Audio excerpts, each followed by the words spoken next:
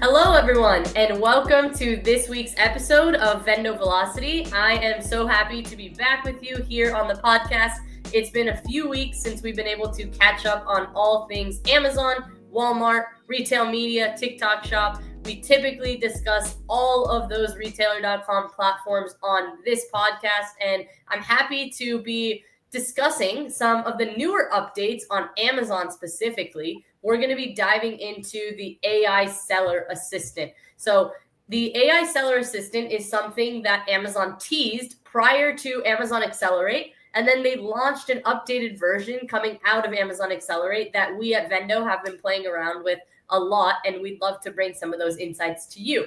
But before I get started on my topic today, I did want to introduce our Director of Analytics, who you guys should all know because he's a Vendo grandpa at this point, Russell Hsu.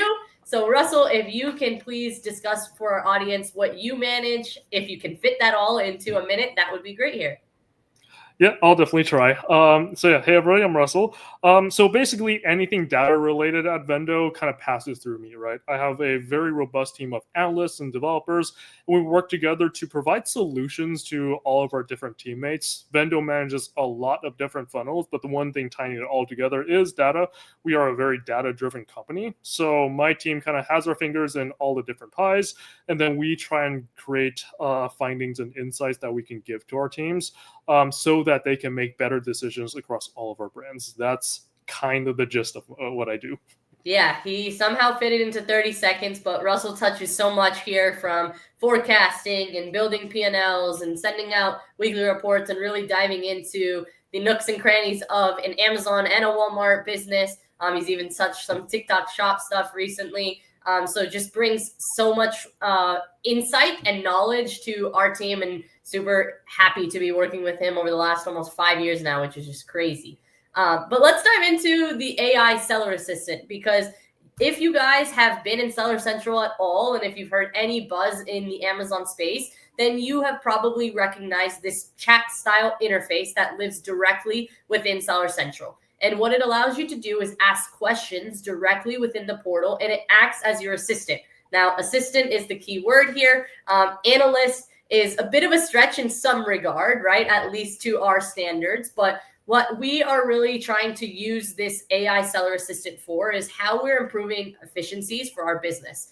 But what we're going to talk through here is how you can access this assistant, any questions that you can ask it that will help you to drive sales within your business, and then, of course, some of the limitations that we're already seeing it offer, but also how you can get the most out of using it in your day-to-day. So, Russell, why don't we just start off with access specifically? How can brands access the wealth of knowledge that comes with this AI seller assistant? Yes. So when you first go onto Seller Central, on the top right there, you'll start seeing like two little stars. That's the AI seller assistant. Everybody has access to that button. However, only people who have permissions actually will be able to utilize the seller assistant to its full capabilities. So right now, if let's say I don't have the permissions, I can ask it questions, but it will only give me general directions. For example, if I ask for sales, if I ask for inventory, it will tell me which report I need to go and access on my own to pull the data. It won't pull it for me or analyze it for me. What you do need to do is go to the user permissions, and then all you have to do is search up the seller assistant within the list of permissions. It's just one single box there. You click on it, and then all of a sudden that person will have access to not every single endpoint or report within Seller Central. We are guessing that eventually Amazon will open it up a little more. But right now, for sales, advertising, inventory, account health, I would say those are kind of the main categories that you're going to get access to within Seller Assistant right away, with more to come later on. Absolutely. No, that's a great point. We've heard a lot of feedback from brands who are starting to play around with it as well. And their feedback is, hey, it's just giving me some advice on which reports to go to. It's not really summarizing or analyzing my data. And that's for the exact reason that Russell had listed there, is that you probably don't have the right permissions. So in order to get the right permissions for it to analyze your business, you need to give it edit access. But at a high level here, what the AI seller assistant allows you to do is it's basically a generative AI chat tool. So it is a generative AI chat tool that lives directly in Seller Central, and you can ask it any question, sort of like a chat GPT, but it's connected to your Seller Central data. So to Russell's point, it pulls from some of the reports within Seller Central, but it doesn't fully access all of them. I can see eventually it will get to a point where it can very granularly analyze any report that exists within Seller Central. But right now, that's not the state that the Seller Assistant is set up in. So Russell, why don't you expand a little bit on the specific reports and insights that you're leaning on AI Seller Assistant for in your day-to-day and your teams as well? Yeah, for sure. So, as somebody who manages data and works with analysts, the biggest help that the seller assistant has helped us with is it really takes care a lot of the grunt work that we kind of have to do as analysts, right? So, it allows us to quickly get answers for simple questions so we can actually get to higher level analysis. Like, that's where I would emphasize where with a lot of these GPT tools, these AI assistants, a lot of the times the human element is still super important, but what it does it frees up your time so you're not doing, let's say, data cleaning, you're not downloading 20 reports and kind of having to piece them together. It pulls that very quickly and very efficiently, and as long as you are being very specific with the questions you're asking it for, for example, like when we're talking about a specific day, you want to make sure like you're like really typing out so there's no room for interpretation. If I say I want October data, I generally say October 2025 or October 2024, that type of thing. And if you do that, generally speaking, you can really trust the data. You don't really need to do a lot of validation, which is always the big trap, right? Like, a lot of times if you can't trust the data and you still have to be looking at yourself, then, you're still kind of wasting a lot of time with these AI tools that are out there. With this one, as long as you're specific about it, because the parameters are very defined for it, where it knows exactly which reports it has access to, that makes it a lot easier for my team to identify, for example, outliers, for example, like specific weeks, specific months, specific days. If I tell it to find any data points that are outside a certain margin of error, those type of things, like those get pulled really quickly, and then we can actually get into the nitty gritty of how do we solve for those issues, how do we improve. So it is essentially almost like a junior analyst that works next to like your actual primary analyst. Absolutely. So again, to Russell's point, what it is positioned to do is to make managing your business more intuitive. So instead of having to navigate across 15 different menus to find a report, you could just ask it, show me which one of my ASINs has the biggest drop in conversion for the last month, right? And it will give you those ASINs. It will pull the data, it will summarize it, and it will even give you some of the possible reasons for that change. And outside of the day-to-day analytics, it also looks at things like FBA inventory. We're using it internally for understanding where FBA fees are not being charged the correct amount. It will directly pull that, where previously you're probably uploading that all into a spreadsheet, understanding what the weight and dimensions are of your product, and then going from there. Now you could directly ask it, show me where FBA fees are inconsistent across X variation or across X parent ASIN, and it is going to give you all that data and then show you, okay, here's the FBA fee on average for that variation. Here are ASINs in which the FBA fee is higher. Again, initial savings. What it can't do yet is actually submit the case to have the FBA fee disputed, right? But I think it will eventually get there soon. I know it's coming. They talked about it and teased it at Accelerate, probably sometime early next year there. But Russell, expand a little bit on the reports that you're asking it to reference. Are we primarily leaning on business reports? Is it good at things like search query performance and brand analytics? What are some of those limitations? Yeah, the biggest limitations is for now, brand analytics is basically about black box for the AI seller assistant. So that is where we think there is actually the most potential, and we've actually told Amazon this. So hopefully that gets launched soon. So yes, in terms of performance right now, it has access to everything within the business support. So all your ASIN level data at the daily level, kind of broken down historically. Within advertising, it has access to top level data. So total impressions, total clicks, total spend, like that type of information. It does not have access to specific, let's say, campaign level data, And it also cannot give you recommendations. That is definitely a restriction Amazon has put in intentionally because they don't want people to optimize their advertising campaigns using the AI seller assistant, at least until probably it becomes a more developed tool. That's what we've noticed. So for now, you're able to pull in a lot of high level data and correlative data. So for example, I can ask it for advertising data and say, like, for specific days, if I see like big changes in my advertising metrics, tie it back to which ASINs had an impact, saw the difference, right? Like that type of information is available to us. I can't say like, look at my campaigns or tell me what keywords I should be advertising on more. That is something that you'll have to look into yourself. And then as far as brand analytics, like search query performance report is the biggest one that we obviously want Amazon to like release to AI seller system, because that's a robust report, but it's also super difficult to analyze manually. We have had to create a lot of different templates to try and do that ourselves. So if it ever gets to that point, then I'm sure that will make a gigantic difference for us in terms of just being able to pull in like big data and being able to crunch it for us. Absolutely. And again, guys, the biggest benefit that we've seen from using the seller assistant is really the personalization of it, right? Like it is trained on your specific account data. Again, things like seller support, things like seller university, that can tell you Amazon policies, that can interpret some of those policies, but it can't directly interpret your sales. So this is introducing new features where things like account health now, you could ask it, summarize my account performance in the last 7 days. It might now pull some of your top account health issues across the board, and it will tell you how you can directly dispute it. Before, you wouldn't have that level of access directly on an ASIN level. So it can tell you, you saw a drop in traffic across this SKU by X%, and your ad spend decreased by this. Again, to Russell's point, very high level insights there on the ad side specifically. But where we've also seen a lot of power in the AI seller assistant is within listing optimization.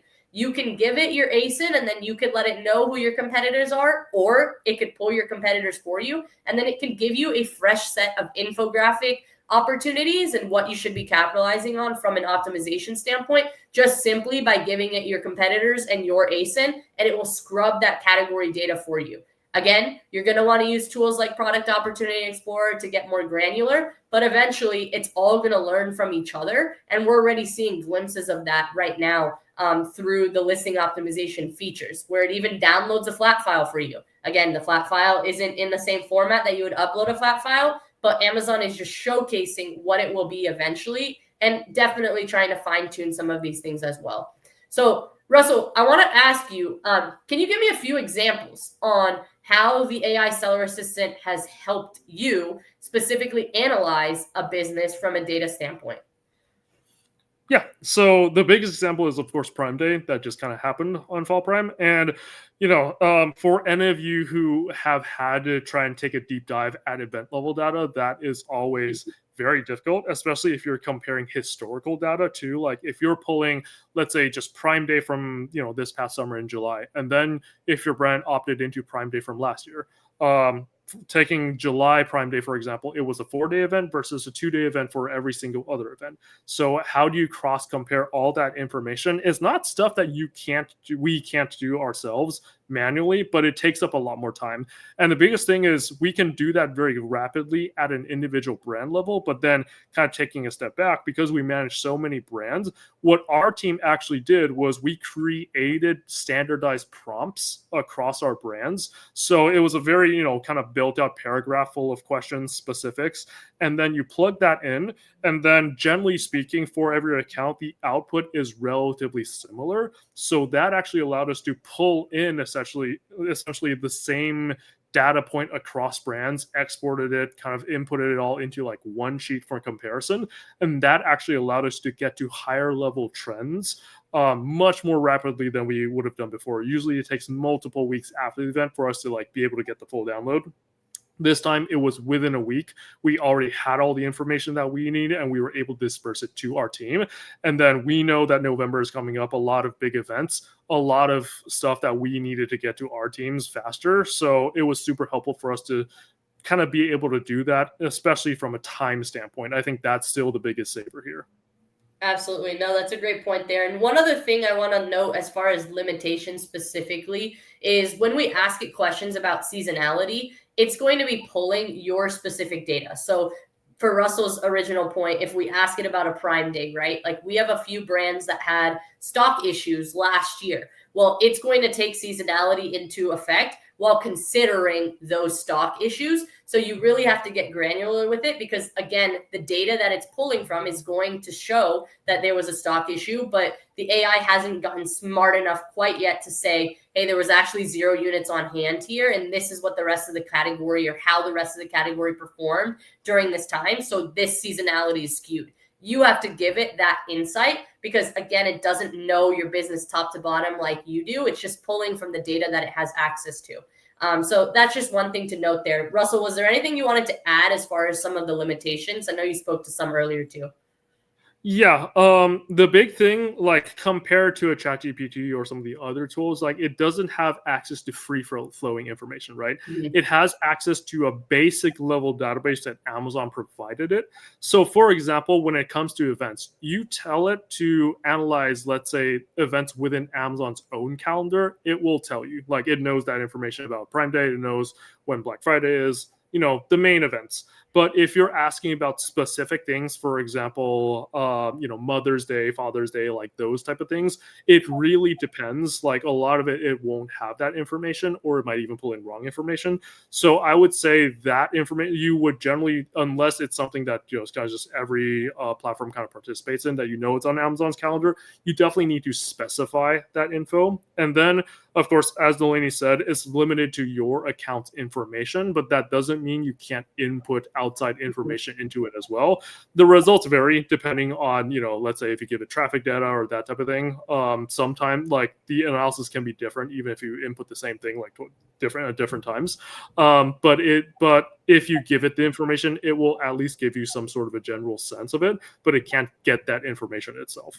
Absolutely. No, that's a great point. So let's just go through a quick 1 to 2 minute overview, Russell, of some real strategic use cases for our audience here. I'll go through a few and then I'll have you expand as well. I think overall, morning check-in routines, right? Very simple thing to do here, but just starting your day by asking the seller assistant to give you an overview of what has happened over the last 24 hours on your account, whether that's sales, traffic, account health. Are there any suppressed listings? Are there any items that have low inventory, right? It's like having a daily snapshot of your entire dashboard, but the seller assistant is ready and prepared to give you that insight. So to Russell's point, you want to develop those prompts ahead of time so that it's a simple copy and paste and you already have that to you. I could see it getting to a point where you automatically email specific prompts to yourself depending on what you feed in there. It's not there quite yet. And then things like product launch monitoring, right? Which keywords are driving more traffic for my new ASIN? What specific ASINs are performing well as part of my new product launch, right? Where can I further optimize my infographics for this specific listing if I want to call out this component more than others? If this benefit is more, should be highly emphasized than others, how can I make that more called out within my listing as well? Things like inventory planning. Are there any SKUs that are incurring long-term storage fees? We all know that those creep up on us eventually. So not just are there any SKUs, but what can I do to more heavily promote these SKUs? Does it make more sense to do a removal order? Does it make more sense to sell through these? Things like customer service, right? Are there any recent buyer messages that mention X, Y, or Z? Are there any reviews that mention X, Y, or Z? That way I could better understand how I could further optimize my listing and improve customer feedback as well. But that's my quick 1 minute. Russell, give us a few more. Yeah, so one thing that it actually has indirectly pushed us to is making sure that our account is set up according to best practices. So what I mean by that is sometimes we'll ask it, general questions just to see what it'll spit out. And we had a brand that had a lot of ASINs, hundreds of ASINs, and I asked it, "Hey, can you just break down my performance by category, just to see if the seller assistant has access to that information?" Now, the assistant did not, but sometimes like these tools will pivot and try to analyze things the best they can.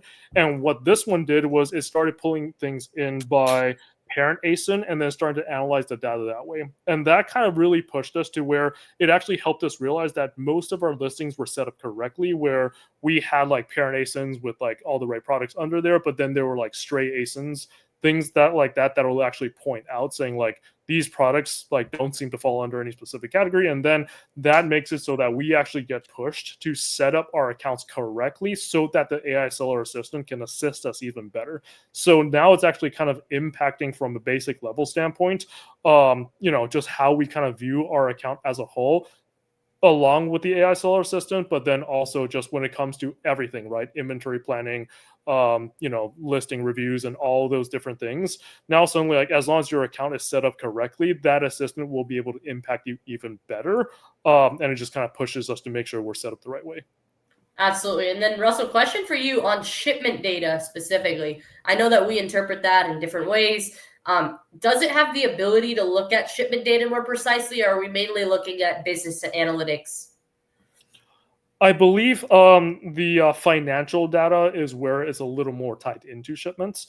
Okay. So, for example, your payments reports, your transactions reports. So, yes, there is shipment information in there, and I would say it allows you to understand a lot of things like fees and such. When we've tried to make it crunch like a large amount of payments data, the results were not always consistent. So that's something that we're still kind of testing and seeing how much we can trust it as far as analyzing our financials. It does kind of point out like for things like outliers fairly well. Let's say like my FBA fees are higher than normal or that type of thing. So there are certain things that you can definitely get out of it. Absolutely. All right. Well, let's talk a little bit about where we think it's headed in the future. I know we both alluded to it a little bit as far as what we think is coming next. But a few things, just a summary. I think the clear thing here, guys, is that Amazon is clearly building towards a more fully conversational interface, developing generative AI, whether it's within their creative studio, whether it's within Seller Assistant, that's where they're heading. So I'm sure to come is going to be things like create a sponsored products campaign with a $200 daily budget on this SKU and tell me what are the top performing keywords and how I could further optimize it, or give me more predictive aspects of my forecasting strategy, right? We've tried to use forecasting a little bit, but again, it's using the data that you have fed into it. So it's not very precise there. There are going to be outliers with that. You're still going to need to do your own forecast, but hopefully eventually it gets to a point where it can forecast your sales on Q4 based on not only last year, but current trends within the category and how competitors have done historically as well. And using some of that information that we know tools like Smart Scout, Helium 10, Jungle Scout, they're all scraping, and we could pull and look back at market share as well. And then to Russell's point, the biggest unlock in our point of view is search query performance, all the brand analytics data, so that it could be more of a command center than the way it is now, and get more granular with, hey, your glance views fell because your purchase share on this keyword fell, or because your click share on this keyword fell, and this is how you could further optimize it. Would you like me to go and do that for you, right? So that it actually takes those actions. But Russell, give us your top 3 requests for if you could have anything within the Seller Assistant that would help you in your day-to-day, what would you do? Well, to be honest, my biggest request is actually for them to give me a vendor assistant. There you go. I would There you say go. that's the biggest unlock there, especially with Vendor Central. As we all know, there are just so many things that it's really hard to pull, like chargeback reports, purchase orders, kind of understanding fill Yeah. rates, and of course predictions. Right? Amazon gives you like P70, P90, like all those inventory predictions, but I would love to have an AI assistant just kind of helping with that. So just starting there, that's probably 10 reports and 10 different endpoints that we probably want. And then, yeah, as Delaney said, brand analytics. The main thing is from there, you can get to a lot of competitor data and market share information. So that's really where I would say it opens things up, as far as now you have sort of pseudo external data points kind of coming in addition to your own brand's information as well. Yeah, that's a great point. So guys, just as a summary here, you really have to continue to interact with the AI seller assistant, right? It's not your one size fits all solution. It's not, hey, just ask it a question and then there it is. For some queries, it is very much like that. But the more you interact with it, the more you'll understand how to phrase questions so that these AI seller assistant can interpret that question better and give you the value that you're looking for when asking that question to begin with. And again, this is just the beginning. AI on Amazon as we've seen, it isn't replacing sellers. It isn't replacing agencies. It's just empowering us to make better data-driven decisions, to understand strategically what else we can be doing. But from an execution standpoint, from a strategy standpoint, agencies, sellers, I think it's only helping all of us rather than replacing us. But Russell, I will let you close with anything that you want to add on AI Seller Assistant or any advice you want to give to our audience here. Yeah, I would say definitely play around with it. Ask it questions, even if you don't really know, like, the specifics that you're trying to get to. A lot of times, like with these AI tools, the biggest thing is just iterating on different and coming and seeing what types of answers it gives you. And it might actually surprise you, even if you think you have a very strong handle on your seller account, your performance, your reviews. A lot of times it can point out things that you might not have noticed.